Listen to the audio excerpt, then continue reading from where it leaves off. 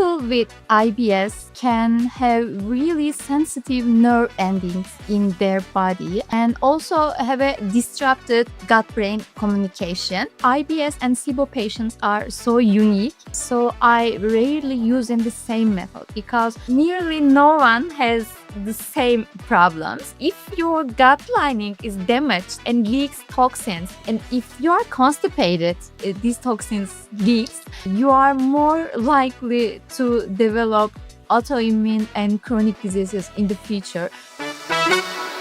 Hey friends, before we dive in, I just wanted to say thank you for tuning in. It means the world that you're spending your precious time watching these conversations. You know, with this podcast, I wasn't sure if people would care about gut health as much as me, but with every message, every listen, every share, I've been more and more encouraged. Now, this year, one of my goals is to grow this podcast to be even bigger. Something that helps thousands of people who feel stuck, frustrated, and unheard when it comes to their gut issues and digestive problems. If this show has helped you in any way, I'd be so grateful if you can hit like or subscribe. It really helps get these conversations into the hands of people who need it most. All right, without further ado, let's hop into the combo. Hello, everyone. Welcome to the BioBelly podcast, where we dive deep into gut health, healing, and what it truly takes to feel well from the inside out. Today's guest is someone I've been incredibly excited to speak with, especially if you're dealing with confusing gut symptoms like bloating, constipation, or discomfort that never seems to have a clear answer. We're joined by Ceyda Demirkıran, a registered dietitian based in Turkey who specializes in IBS and SIBO. You may know her on Instagram, where she's helped thousands of people with sensitive guts find real relief through testing, nutrition, and personalized approach to care. Ceyda brings both deep clinical insight and a rare level of empathy into her work. She doesn't just hand out generic plans, she helps people rebuild trust with their bodies and truly understand what's going on underneath the symptoms. In this episode, we unpack what really causes IBS and SIBO, how to personalize care based on testing and symptoms, and what role supplements, lifestyle, and fiber plays in real healing. Whenever you're navigating gut issues yourself or building something to support this community, this conversation will leave you grounded, inspired, and better equipped to make sense of it all. So let's get into it. Ceyda, thank you so much for being here today. Thanks for having me today. I'm so excited to be here. As you said, my name is Ceyda. I'm a gut health dietitian and I'm working with people who diagnosed with functional bowel disorders such as IBS or SIBO. And today I'm here to answer your questions. Thank you. Love it. Ceyda, I figured it's good to start with simple definitions first, just to give everyone context as to what we are talking about. For someone who's just heard the word IBS, but doesn't know what it really means, how would you explain it in simple terms? Okay, well, in simple terms, IBS is a term that stands for irritable bowel syndrome, and it is a condition that a person doesn't have any organic disorder like Crohn's disease, ulcerative colitis, celiac disease, but have functional problems like there is no big amount of inflammation in their guts, no injury, the colon's shape is all well, but the person still has symptoms like bloating, diarrhea, constipation, abdominal pain, etc. And their doctors often say, your gut looks fine to me, your labs are all normal. And this definition is a bit controversial now, but we know that there is more than that. IBS is mostly causes by dysregulations of gut-brain axis and the other factors that related to this condition. And it is not life-threatening, but reduces the quality of life mostly. Understood. Thank you. And if IBS doesn't involve visible organ damage, what exactly causes these symptoms you're talking about, the bloating and the pain? to show up in the body? Yeah, it's a good question. People with IBS can have really sensitive nerve endings in their body and also have a disrupted gut brain communication. And because of that, they typically feel pain due to stress, bowel movements, some trigger foods consumed, and even cold weather or heat. And that is called visceral hypersensitivity, and we often see it in our clients. And also extreme amounts of gas or constipation can drive pain like symptoms in people with IBS. Understood. And when someone comes to you with bloating, gas, constipation, or urgency, how do you begin finding out the root cause? It is hard to say one thing for sure, because actually everyone has their own triggers and own root causes when it comes to functional gut diseases like IBS or SIBO. But bacterial imbalances like dysbiosis or SIBO, thyroid problems, vitamin or mineral deficiencies, chronic stress, some digestive enzyme deficiencies, intestinal trauma, and after the food poisoning, especially, are the root causes that I have seen most in my practice. So, nutritional assessment and a proper gastroenterologist visit is a necessary in this condition. Generally, I send them a quiz to question for what tests did they have, what their doctor says, and what could be the other potential diseases or root causes. And if necessary, I ask them to see their doctor again or take some tests. And after, we start our roadmap. Perfect. And you mentioned SIBO. What are the key Mhm. differences between IBS and SIBO in terms of symptoms? And how do you test for each one? Actually, IBS has no specific tests, but SIBO has. And IBS and SIBO patients can have really similar symptoms. So you can never know if it is IBS or SIBO without testing it. For testing for SIBO, practitioners usually use a test called SIBO breath test. You are given a solution contains a type of sugar named lactulose. You drink it and wait in a while and blow into a tube. And after that, they will measure the level of hydrogen sulfide, and methane gases in your breath. So if you have abnormal levels of any of these gases in your breath, technically we can say you have SIBO. Okay, understood. I was wondering how big of a factor supplements play in your treatment plan compared to food and lifestyle changes. Yeah, actually, supplements can be really helpful for us, especially when you're working with someone has very limited safe foods on their diet and has food fear or limited conditions. And sometimes you have to eat a lot of specific food to get the same benefits compared to supplements, but that can be impractical or economically difficult for the client. This is where supplements is being really helpful, but lifestyle changes is a must. So I cannot compare these two, but I can say they should be a part a tailored plan together. Understood.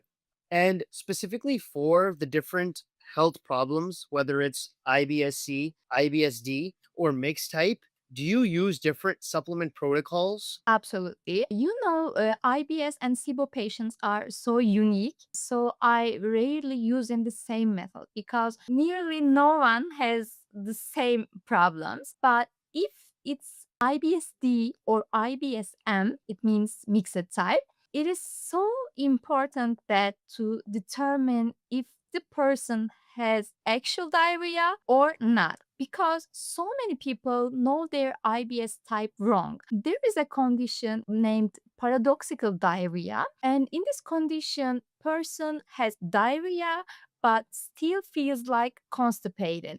And in fact, they have chronic constipation and there is some stool obstruction in their colon. And if a person has diarrhea but is constantly experiencing inadequate bowel movements, like if their stool is very light colored and small in quantity, probably this is not diarrhea but a leakage from a stool obstruction. So there are so many people diagnosed with IBS-D or IBS-M who actually have paradoxical diarrhea, and this is truly life changing. When tailoring a supplement plan, you need to consider this information. Understood, understood. And of course, if they are constipated, right, Jada, they will, of course, probably be blocked up in their intestines. Can you walk us through how we safely flush the colon when someone is extremely constipated? Maybe what are products or approaches you use? This needs to be done with an expert, first of all, the flushing. And we can use some gentle supplements like Macrogol. Did you hear Miralax, by the way? Yes, yes, I've heard of Miralax. Yeah, it contains Macrogol and it is very gentle. So I usually use it in my practice. It's not with the name of the Miralax in Turkey, but with the same content. There are some other ways, of course, but it's really gentle and generally works. So I usually use this way. Understood. And, a lot of people believe fiber is always good, it's healthy, but can too much fiber make constipation worse if the gut isn't functioning properly?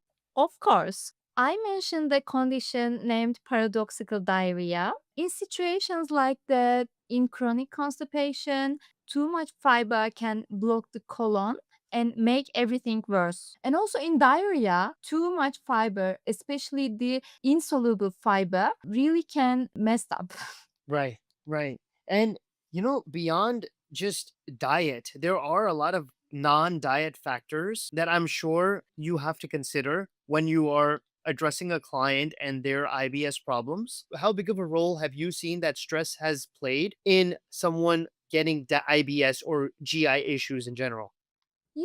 People with IBS has some problems with gut-brain access and gut-brain communication. So stress can really influence these people worse than the other people.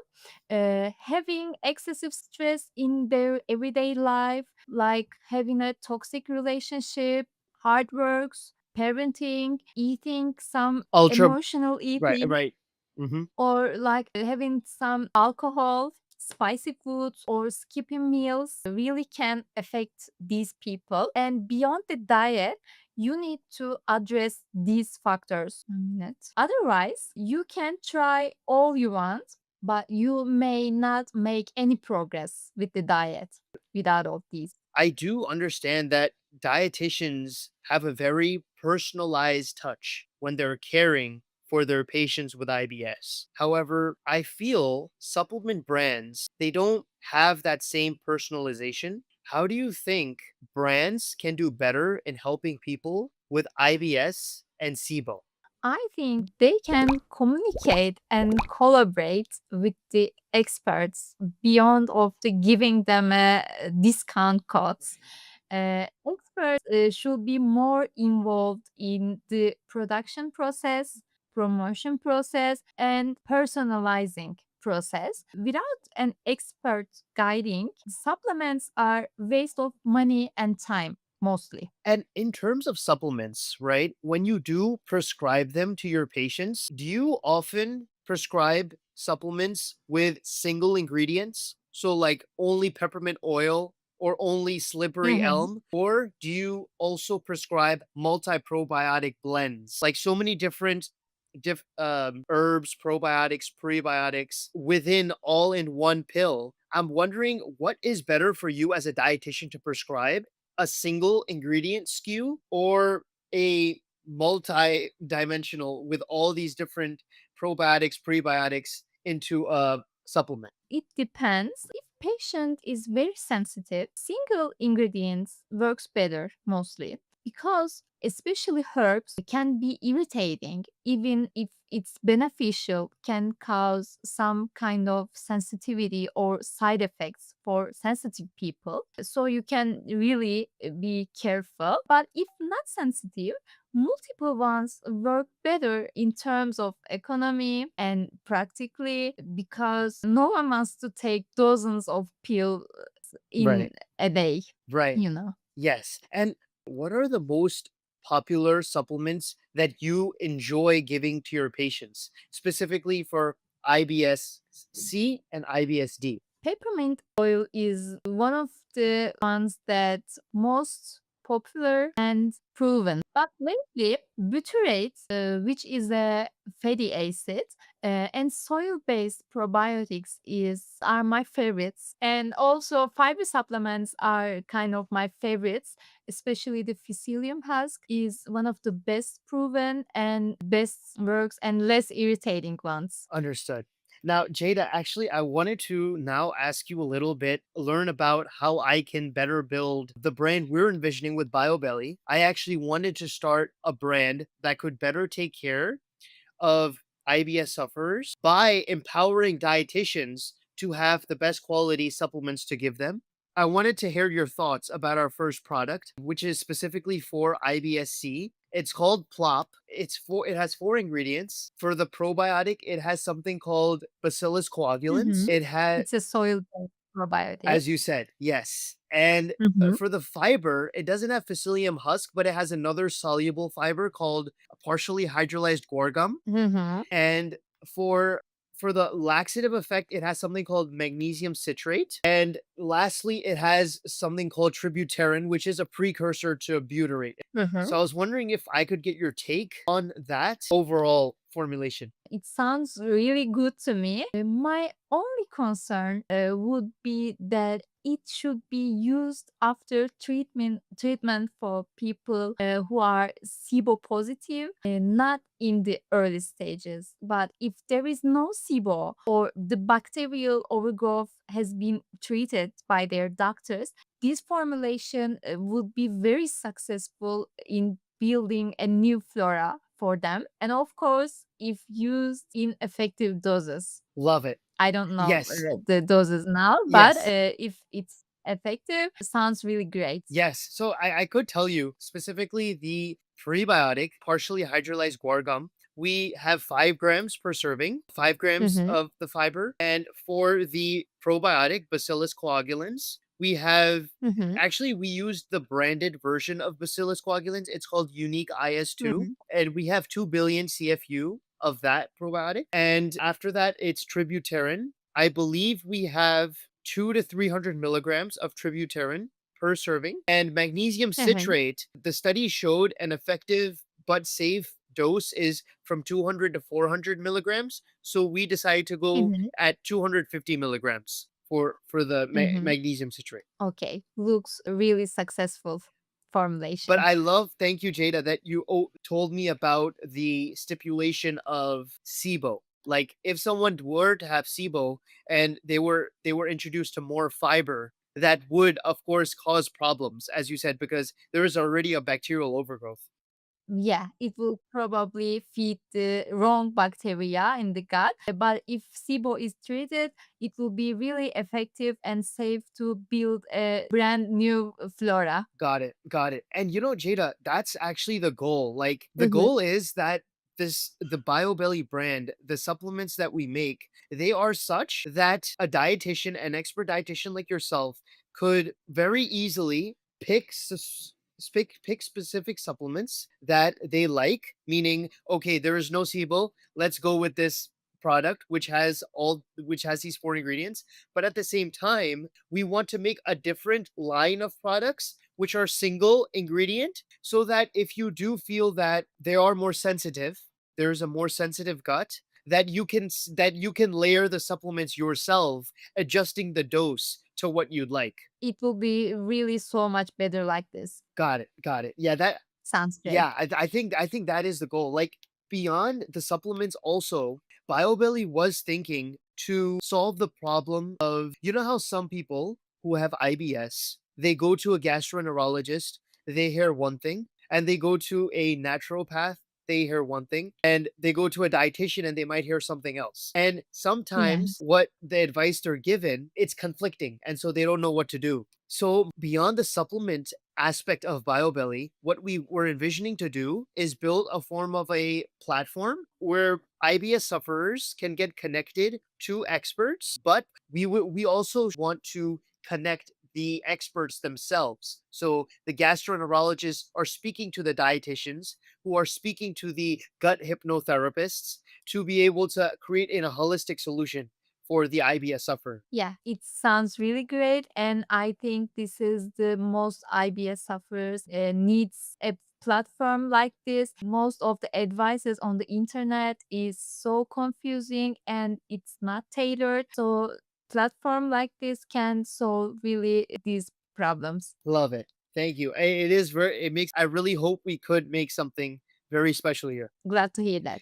Beyond supplements in general, we did mention food a bit. And of course, as you are a dietitian, I wanted to know, some people have different cultures, meaning some people eat different types of foods because of where they're from. And so I was wondering, how do you recommend diet plans for people given their culture and what they usually like to eat? You know, Turkey is a country with different cultures, and that's why I always have to take this into consideration when I'm preparing my meal plans or diet. So, foods that people like, foods that they can reach economically Right. mostly, and foods that are easy to prepare for them always my preference for this area. And of course, with their IBS friendly versions of these foods. Understood. I make them IBS friendly versions and create some meal plans